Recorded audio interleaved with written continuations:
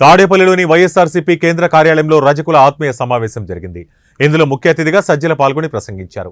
ఈ కార్యక్రమానికి రజక కార్పొరేషన్ చైర్మన్ మీసాల రంగయ్య అధ్యక్షత వహించారు.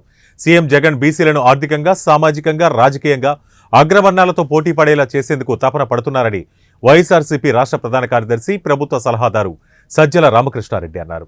రాష్ట్రంలో వివిధ స్కీములను పరిశీలిస్తే 4.5 ఏళ్ల కాలంలో 18 లక్షల రజక కుటుంబాలకు డీబీటీ ద్వారా బ్యాంకు ఖాతాల్లో 5,600 కోట్ల రూపాయలు వేశామని సజ్జల తెలిపారు.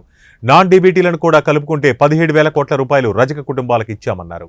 ఈరోజు రజక ఆత్మీయ సమావేశం కూడా దిగ్విజయంగా జరిగింది.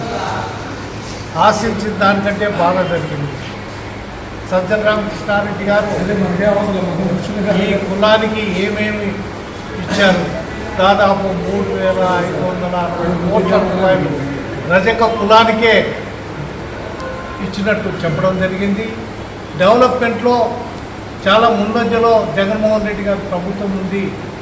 కేవలం జగన్మోహన్ రెడ్డి గారు 24 ఎలక్షన్స్లో గెలవాలి, 170 సీట్లలో మన పాత్ర కూడా నిరూపించుకోవాలి, మనము కూడా భాగస్వాములు కావాలి. జగన్మోహన్ రెడ్డి ముఖ్యమంత్రి అయినా రజకుల పాత్ర కూడా విశేషంగా ఉండాలి అనేటువంటి దృక్పథంతో ముందుకు నడిపించాలని చెప్పి సజ్జల రామకృష్ణారెడ్డి గారు చెప్పడం జరిగింది. దానికి అనుగుణంగానే ఈ మీటింగ్ వేశాము. నేను ఎవరిని అడగలే, కేవలం నా మిత్ర బృందంతో, మరి పూర్ణతో ముఖ్యంగా మాట్లాడినా, దుర్గారావుతో మాట్లాడినా, ఇట్లా చేయాలా, మన పార్టీ మీటింగ్ పెడితే చాలా బాగుంటుంది. ఈ పొద్దు జైత్రయాత్ర మాదిరి మనము అన్ని తాలూకాలు, అన్ని నియోజకవర్గాలు తిరిగితే పార్టీ పటిష్టతలో భాగస్వామ్యం చేయాలనే ఉద్దేశంతో చేయడం జరిగింది. దానికి అనుగుణంగానే ఒక తీర్మానం చేశారు.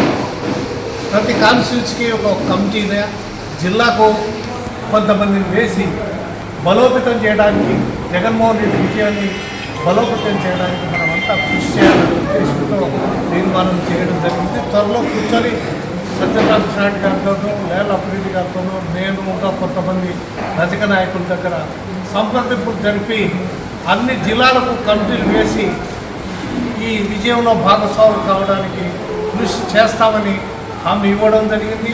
సజ్జల గారు కూడా గ్రీన్ సిగ్నల్ ఇవ్వడం జరిగింది.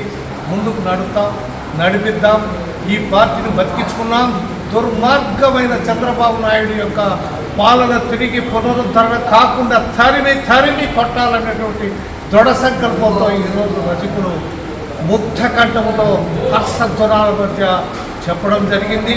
కనుక మేము ముందుకు నడుస్తామని కూడా ఈ సందర్భంగా గుర్తు చేస్తూ మేము హామీ ఇవ్వడం జరిగింది. కాబట్టి తప్పకుండా ముందుకు నడిపించి అందరితోనూ సహబాష్ అనిపించే విధానంలో నడుస్తామని తెలియజేయడం జరిగింది.